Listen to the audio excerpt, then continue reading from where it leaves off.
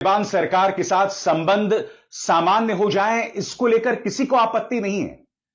मगर तालिबानी विदेश मंत्री भारत आते हैं और कहते हैं कि मेरी प्रेस कॉन्फ्रेंस में कोई महिला मौजूद नहीं होगी, कोई भारतीय महिला पत्रकार मौजूद नहीं होगी और हमारी सरकार इस फरमान के सामने नतमस्तक हो जाती है। जी हां दोस्तों, कल जो हुआ वो निहायत ही शॉकिंग था। तालिबान के विदेश मंत्री भारत आते हैं और उनके प्रेस कॉन्फ्रेंस में एक भी महिला भारतीय पत्रकार को घुसने की इजाजत नहीं दी जाती। सबसे शॉकिंग दोस्तों, जो पुरुष भारतीय पत्रकार वहां जाते हैं, कायदे से उन्हें वॉकआउट करना चाहिए था, उन्हें बहिष्कार करना चाहिए था, क्योंकि भारतीय महिला पत्रकारों की बेइज्जती की है तालिबानी विदेश मंत्री ने। मगर नहीं, इनमें इतनी भी रीढ़ नहीं है कि वो उसके बारे में एक शब्द बोल सकें। कल जिस तरह से तालिबान ने भारतीय महिला पत्रकारों की बेइज्जती की, गोदी मीडिया में भी पूरी तरह से खामोशी बनी हुई है। मैं आपसे एक सवाल पूछना चाहता हूं दोस्तों, पाकिस्तान और भारत में फर्क है ना? अगर इस तरह का फरमान तालिबान पाकिस्तान में जाके देता है तो बात समझ आती है।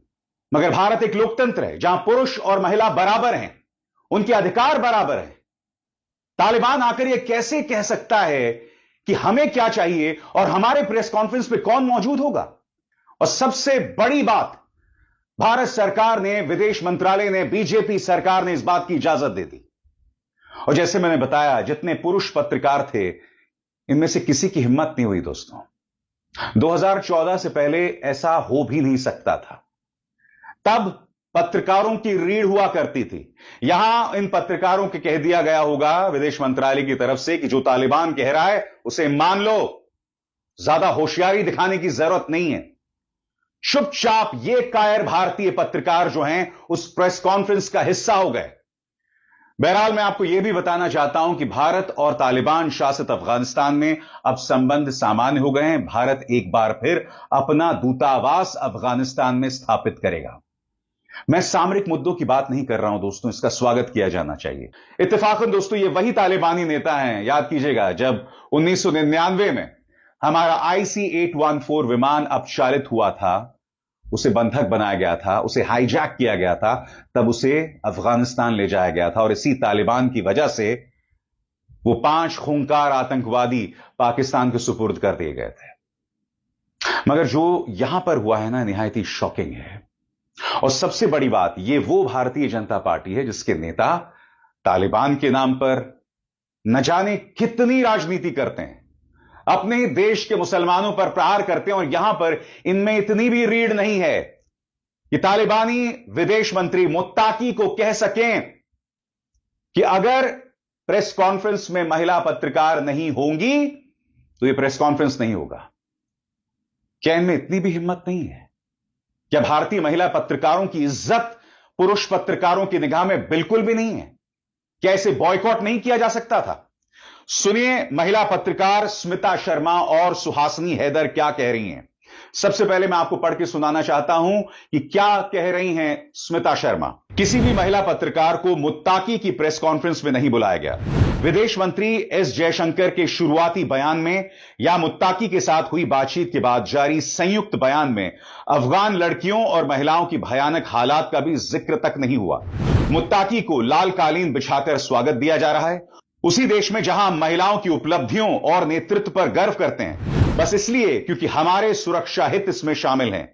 यही है आज की दुनिया की राजनीति। आप जानते हैं, कई जो भारतीय जनता पार्टी के प्रचार तंत्र के चाटुकार हैं, वो लोग स्मिता शर्मा और सुहासिनी हैदर पर प्रहार कर रहे हैं। वो ये कह रहे हैं, क्या हो गया अगर तुम्हें नहीं बुलाया? हमें सामरिक उद्देश्यों पर ध्यान देना चाहिए। मैं आपसे पूछना चाहता हूं कि क्या तालिबानी विदेश मंत्री ऐसा अमेरिका में जाके या ब्रिटेन में जाके या किसी पश्चिमी यूरोप के देश में जाकर ऐसा कर सकते थे? अब क्या भारत की प्रतिस्पर्धा पाकिस्तान और बांग्लादेश से होगी? क्या ऐसा श्रीलंका में भी किया जा सकता है? बताइए। यानी कि पिछले 11 सालों में हमने अपने विदेश नीति के मायनों को इतना गिरा दिया है कि अब हमारी तुलना अमेरिका और पश्चिमी यूरोप से नहीं, अब हमारी प्रतिस्पर्धा, हमारा कंपटीशन पाकिस्तान और बांग्लादेश से हो रहा है। सुहासिनी हैदर ने क्या कहा है आपके स्क्रीन पर? वो कहती हैं, और भी ज्यादा शर्मनाक बात यह है कि तालिबान का विदेश मंत्री अपने साथ औरतों के खिलाफ उनकी घटिया और गैर कानूनी सोच लेकर भारत आ रहा है और हमारी सरकार उसे पूरे सरकारी सम्मान और प्रोटोकॉल के साथ बुला रही है। यह व्यावहारिकता नहीं है, पूरी तरह से झुकना है। मैं फिर आपसे पूछना चाहता हूं दोस्तों, यह झुकना नहीं तो क्या है? तालिबान के नाम पर भारतीय जनता पार्टी ने कितनी राजनीति की है और आगे भी करेगी। यह झुकना नहीं तो क्या है? क्या विदेश मंत्रालय उनसे नहीं कह सकता था कि चलिए आप प्रेस कॉन्फ्रेंस मत कीजिए? मगर हम भारतीय महिला पत्रकारों की तौहीन को बर्दाश्त नहीं करने वाले हैं। न विदेश मंत्रालय ने ऐसा कुछ कहा और न हमारे सो कॉल्ड रीढ़ विहीन पुरुष भारतीय पत्रकारों ने।